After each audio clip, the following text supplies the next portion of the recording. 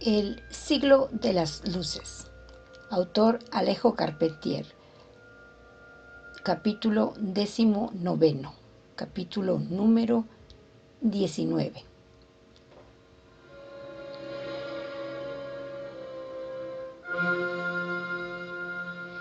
Una mañana callaron las baterías. Los hombres se descrisparon. Las bestias pusieron las orejas en descanso. Lo yacente, lo inerte. Se hicieron yacente e inerte sin más sobresaltos. Oyóse el chapaleo de las olas en el puerto, y una última cristalería rota por la pedrada de un niño asustó a las gentes por la desacostumbrada nimiedad del ruido. Los supervivientes salieron de sus hoyos, de sus cuevas, de sus saúrdas cubiertos de hollín, de mugre, de excrementos, con vendajes colgantes inmundos que se les mecían a un palmo de las llagas. Y entonces se supo del portento. Victor Hughes, 2 noches antes, advertido de que los ingleses degollaban a los hombres de sus puestos avanzados y empezaban a entrar en la ciudad, había descendido del monte du Gouvernement a la desesperada, con tal ímpetu que el enemigo, varias veces rechazado y finalmente perseguido, volviendo a cruzar la Rivière Salée, se replegaba sobre el campo atrincherado de Berville en la Bastille. Los franceses quedaban victoriosos en esta mitad del país. Un primer convoy de aguadores apareció a mediodía, asaltado por una multitud harapienta, armada de marmitas, cubos, bateas, jofainas. De bruces bebían las familias, empujadas por los hocicos y morros de sus bestias, hundiendo las cabezas en los recipientes, peleando, lamiendo, vomitando lo bebido demasiado deprisa, robándose los cántaros en una baraúnda que fue necesario acallar a culatazos. Calmada la sed, comenzaron a limpiarse las calles principales, sacándose cadáveres de debajo de los escombros. Todavía caía un proyectil enemigo, de tiempo en tiempo, derribando un transeúnte, desprendiendo una reja, astillando un retablo. Pero nadie se preocupaba ya por tanta... Nadie se preocupaba ya por tan poca cosa. Luego de lo padecido durante 4 terribles semanas, se supo entonces que el general Hubert, último integrante del Estado Mayor de la expedición, moría de fiebre amarilla. Victor Hughes quedaba como único amo de la Grande Terre de la Guadalupe, llamando a los Leuget a su despacho de ventanas rotas, cuyas cortinas a medio quemar colgaban como festones de miseria. Les dictó para impresión inmediata el texto de un bando en el que se proclamaba el estado de sitio y la formación, por leva forzosa, de una milicia de 2000 hombres de color en estado de llevar las armas. Todo habitante que propalara falsos rumores, se mostrara enemigo de la libertad o tratara de pasar a la Bastille, sería sumariamente ejecutado, incitándose a los buenos patriotas a la delación de cualquier infidente. Por decreto quedaban ascendidos el capitán Pelardi a general de división y comandante en jefe de las Fuerzas Armadas, y el comandante Boudet a general de brigada, con el cargo de instruir y disciplinar las tropas locales.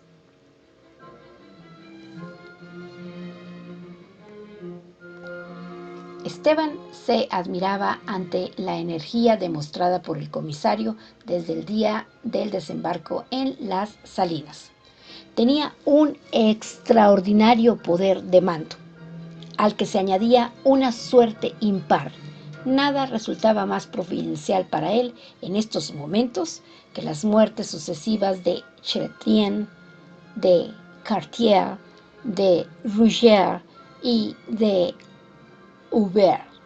Con ellos habían desaparecido los únicos hombres que de algún modo hubiesen podido oponérsele.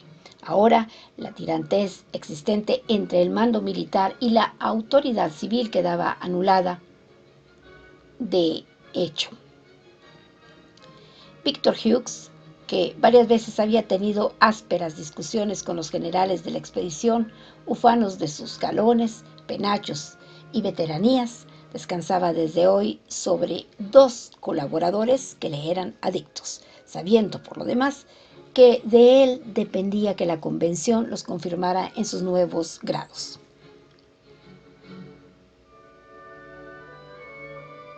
Aquella noche corrió el vino por la ciudad. Y donde quedaran energías para ello, hallaron los soldados cómo aliviarse de una prolongada abstinencia de mujer.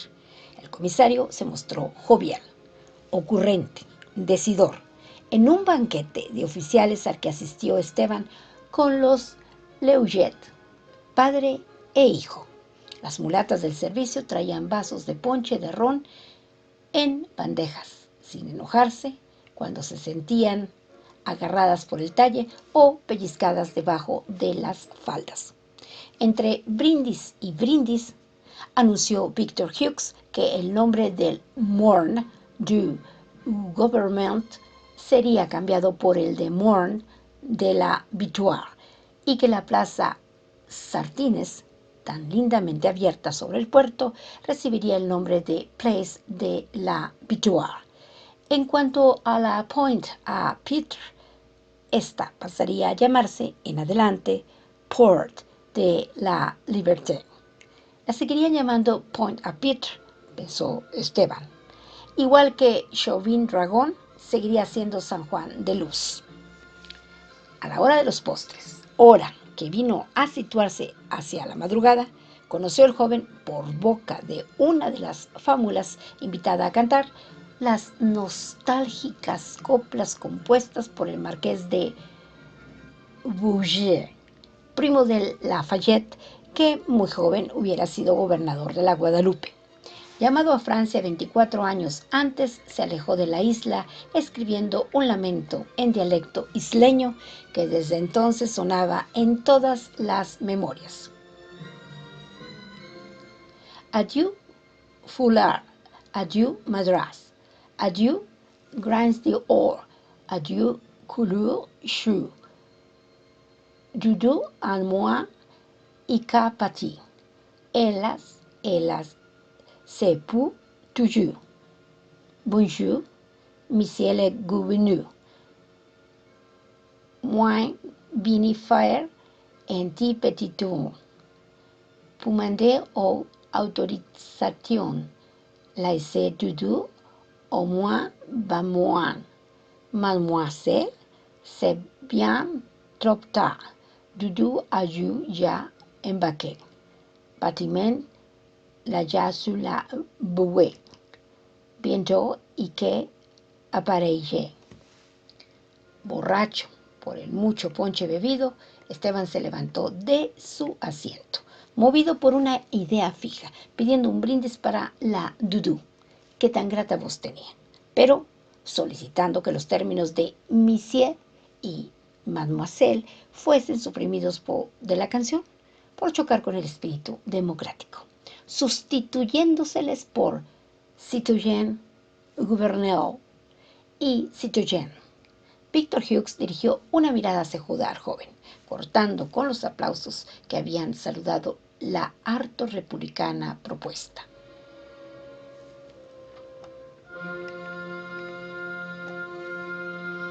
Pero ya se daban todos a cantar en coro «J'ai tout perdu et je m'en fous», la nueva canción de François Girouet, que se asociaba magníficamente con el sentido de la victoria reciente.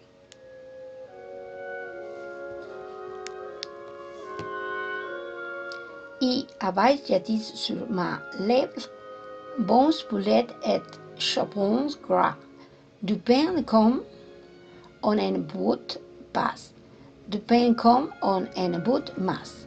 Depuis la durée de la guerre, j'ai fait essais maigricheux. J'ai chanté de bon cogun. Georges Tyran d'Angleterre. Moi, le opprobre et nous honneur. Moi, le opprobre et nous honneur. Al alba estaban todos dormidos en butacas y sillones entre copas a medio vaciar, bandejas de frutas y restos de asados, mientras el comisario, frente a las abiertas ventanas de su habitación, se daba un baño de esponja charlando con el barbero que ya afilaba sus navajas. Poco después sonaron las dianas y hacia las 8, con una granizada de martillazos, empezaron a alzarse mastiles, banderolas, guirnaldas y alegorías en la Cité de Beaune, Plaza Sartines, donde la banda de los cazadores de los Pirineos de gran uniforme arrancó a tocar aires revolucionarios con un relumbrante estrépito de cornetas y batería turca. Varios carpinteros armaban un estrado, desde donde habrían de presidir las autoridades una pregonada ceremonia cívica. Abandonando sus casas en ruinas, un gentío invadía la plaza, atraído por el insólito concierto matinal.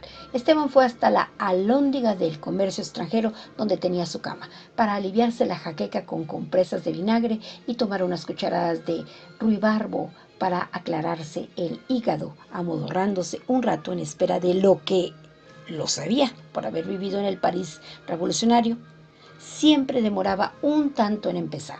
Serían las 10 cuando regresó a la plaza, que ya estaba llena de una multitud pintoresca y bulliciosa, olvidada de padecimientos recientes. Ya aparecían los mandatarios civiles y militares en el estrado, encabezados por Victor Hughes, los generales Pellardy y Baudet, el capitán de Les Aigles. Apretujáronse las gentes en torno a los nuevos jefes, contemplados por vez primera en sus atuendos de solemnidad, y se hizo un silencio, aleteado por las palomas de un patio cercano. Después de abarcar el ámbito, con una mirada lenta, el comisario de la convención abrió su discurso. Felicitó a los esclavos de ayer por haber pasado a la condición de ciudadanos libres. Hizo el elogio de la entereza con que el pueblo había soportado los días aciagos del bombardeo, rindiendo homenaje a las víctimas y rematando la primera progresión verbal con una emocionada oración fúnebre a la memoria de Chertien, Cartier, Ruger y Aubert, este último muerto hacía apenas media hora.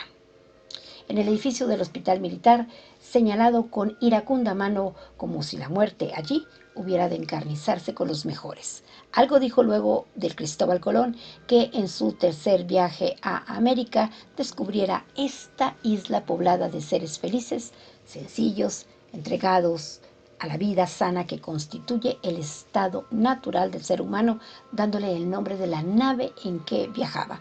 Pero con el descubridor habían llegado los sacerdotes cristianos, agentes del fanatismo y de la ignorancia que pesaban sobre el mundo como una maldición desde que San Pablo hubiera difundido las falsas enseñanzas de un profeta judío, hijo de un legionario romano llamado Panterus, ya que el José de los pesebres era mera leyenda, desacreditada por los filósofos.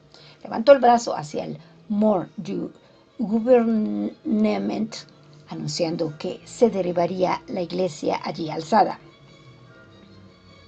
para borrar toda huella de idolatría y que los sacerdotes, aún ocultos, según le habían informado, en las inmediaciones de Le Mole y Sainte-Anne, habrían de prestar juramento a la Constitución. Esteban, muy atento a los gestos de una mulata cuyo madraz de 3 puntas iba pregonando un «todavía tengo lugar para ti», en el lenguaje de nudos del tocado que era entendido por todos los habitantes de la isla, se hallaba demasiado sumido en la contemplación de mohines, dedos llevados a las ajorcas, hombros que se ahuecaban sobre un espinazo suavemente sombreado, para prestar la atención debida al discurso que, en aquel momento, Bautizaba la Plaza Sartines con el nombre de Place de la Victoire. La voz de Víctor, metálica y neta, le llegaba por ráfagas, en las que rebrillaban por lo subrayado del tono una frase definidora, un concepto de libertad, una cita clásica. Había elocuencia y había nervio, y sin embargo la palabra no acababa de armonizarse con el espíritu de gentes acudidas a aquel lugar como quien viene a una fiesta, entretenidas en jugar, en rozarse los varones con las hembras, en desentenderse a ratos de un lenguaje que mucho difería con aquel acento meridional que Víctor, por añadidura, cargaba como un cuartel de heráldica de la sabrosa jerga local. Pero ya terminaba el comisario, luego de hacer el proceso de la Compañía de Indias y de los grandes blancos de la Guadalupe, anunciando que la lucha no había terminado, que aún había que aniquilar a los ingleses de la Bastille y que muy pronto se iniciaría la ofensiva final, devolviéndose la paz a estas tierras libradas por siempre de la esclavitud. El discurso había sido claro, bien llevado, sin excesos de retórica, y ya aplaudía el público un remate coronado por una cita de Tácito, cuando observó de Leixeix que una embarcación forzaba la barra del puerto, arrumbándose hacia el muelle más cercano. No había por qué inquietarse, empero, por tan mísera nave. Era una balandra vieja, tan destartalada, despintada y sucia, que con velas hechas de sacos mal cosidos parecía un esquife fantasmal, sacado de un relato de naufragios. Atracó la balandra y se produjo un remolino en la multitud. Hacia la tribuna del comisario avanzaban unos hombres de manos y orejas informes, desdentados, renqueantes, con la piel plateada por ronchas escamosas. Eran leprosos de la Desirad, que venían a prestar juramento de fidelidad a la revolución. Con oportuno aplomo, Víctor Hughes les dio el tratamiento de ciudadanos enfermos, entregándoles una banda tricolor y asegurándoles que pronto iría a su isla para saber de sus necesidades y remediar sus miserias. Después del inesperado suceso que venía a afianzar su incipiente popularidad, saludado con clamores y aplausos que los devolvieron varias veces al estrado, se retiró a su despacho, seguido de los jefes militares. Arriba, alguna bala mal lanzada por baterías enemigas cruzaba todavía el cielo resplandeciente, yendo a dar, sin mayores daños, al agua de la bahía. En la ciudad reinaba un hedor de carroña, pero al atardecer florecieron los limoneros. Y fue esto una epifanía del árbol tras de tantos oficios de tinieblas.